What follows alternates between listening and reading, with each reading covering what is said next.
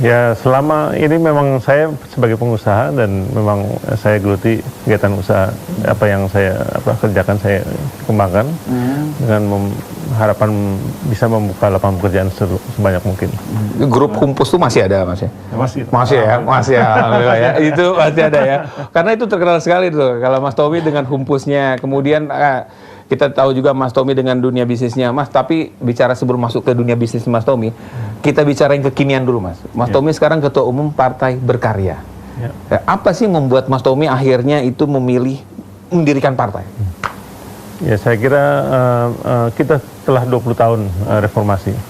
Tapi hasil yang didapat tidak ada arah yang jelas untuk kita kapan menjadi negara maju. Nah, disinilah kami terpanggil, dan juga yang katanya dengan bahwa zaman dulu KKN sangat parah dan sebagainya dan otoriter dan sebagainya. Sekarang nyatanya sekarang lebih parah. KKN itu dengan OTT, coba bisa ditanyakan ke KPK itu berapa ratus kepala daerah terkena OTT dan sebagainya. Belum lagi masalah korupsi nasional yang begitu. Jadi Mas Tommy melihatnya sekarang reformasi tidak lebih baik daripada di Orde Baru, begitu? Saya kira faktanya juga penyelundupan narkoba. Dulu mungkin on satu bungkus atau paling banyak kiloan. Sekarang tonan. Gimana anak cucu kita akan bisa hidup lebih baik? Kita katanya negara Pancasila, tapi pendidikan Pancasila tidak diterapkan di kurikulum nasional. Tapi kalau soal korupsi, banyak yang mengatakan ya kalau di zaman dulu kan belum ada KPK-nya, Mas Tommy. Jadi tidak terungkap korupsinya sebegitu. Tapi kejaksaan juga ada, polisian ada. Ya, jadi saya kira kembali lagi, apakah sekarang lebih baik? Oh itu ya. Gitu. Jadi membandingkannya kalau Mas Tommy melihat seperti itu. Nah, Partai Berkarya ini Mas Tommy dirikan untuk itu, memperbaiki atau seperti apa sih? Dengan partai-partai yang sudah ada? Selama 20 tahun ini kita nggak pernah tahu kapan kita menjadi negara maju, kapan kita akan tinggal landas.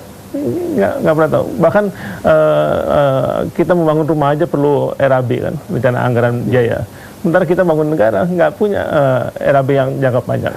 Kita dulu kenal GBHN, kita kenal Repelita. Dan sekarang nggak ada sama sekali. Nah, ini gimana bangun negara hanya berdasarkan APBN? Ya, akan sulit. Nah, akhirnya utang kita juga meningkat. Artinya Partai Berkarya itu, Mas Tommy ini menjanjikan apa? Kan sudah banyak partai. Apalagi dulu Mas Tommy juga di Partai Golkar kita tahu. Kemudian Mas Tommy hengkang atau mendirikan partai sendiri apa? Karena kecewa dengan Golkar atau apa? Ya, saya kira Golkarnya sih itu kan cuma wadah ya, tapi manusia-manusia, oknumnya yang memang sudah pemikirannya sudah jauh daripada kepentingan rakyat itu sendiri. Karenanya kami tidak memaksakan itu untuk merebut, tapi kami mendirikan partai baru ini. Keluarga termasuk Mas Tommy tidak menyayangkan, Mas, harus meninggalkan Partai Golkar yang dibesarkan oleh almarhum Pak Harto? Saya kira tidak demikian, karena memang partai itu adalah cuma kendaraan. Yang penting kan manusianya. Gimana kita bisa menempatkan orang-orang yang betul-betul peduli pada bangsa negara ini, terutama pada rakyat yang kebanyakan, itu untuk bisa meningkat kesejahteraannya. Banyak mengatakan begini, Mas, dengan mendirikan partai berarti harus menyediakan uang yang cukup besar. Ya, relatif. Saya kira dengan semangat yang besar dari masyarakat ingin perubahan, perbaruan, pembaruan daripada gerakan reformasi yang lebih mengarah kebenaran, itu tidak diperlukan dana yang tadi dipikirkan bahwa orang harus dibeli dan sebagainya. Apalagi sekarang masyarakat mayoritas lebih sadar bahwa mereka memerlukan pemimpin yang peduli pada mereka. Mas Tommy, apa sih yang mau dijual dari Partai Berkarya? Sosok kebangkitan dari dinasti atau Trastindana, dinastinya Pak Harto, begitu yang dijual? Saya kira ekonomi kerakyatan itu yang menjadi ujung tombak kami. Bagaimana dari rakyat, oleh rakyat, dan untuk rakyat. Gimana kita bisa mengembangkan ekonomi mereka sehingga mereka tuh bisa lebih menikmati daripada sekarang yang menikmati adalah kelompok pedagang yang tahu benar adalah minoritas saja. Ini bukan yang kita nggak suka dengan minoritas, tapi harus lebih adil lah.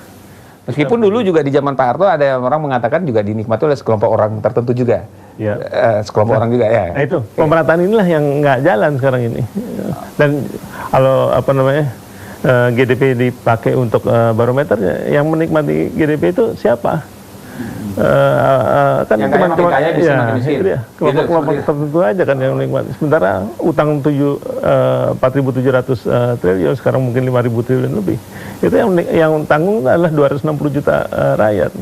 Tapi ada yang mengatakan bahwa utangnya sekarang kan juga utang bagian dari apa namanya turunan dari zamannya Orde Baru. Coba bandingkan aja secara objektif. Berapa utang Orde Baru? Ya tentu bertambah. Dulu laporan pertanggungjawabannya almarhum Pak Harto di MPR tahun 98, utang pemerintah itu 54 miliar dolar. Kalau di kurs 3.000 saja, itu 150 miliar, 150 triliun rupiah. Ya. Sekarang 4.700, itu dengan kurs 13.000, sekarang 14.400 ya, lebih tinggi kan. Nah, dengan melihat itu semua, Mas Tommy yakin dengan apa Mas Tommy sekarang mendirikan partai itu semua bisa lebih baik? Tentunya dengan syarat kami harus juga masuk ke kelompok 3 besar di Nah, ngomong ini menarik nih, karena banyak partai-partai loh sudah nih Mas Tommy bermunculan ya.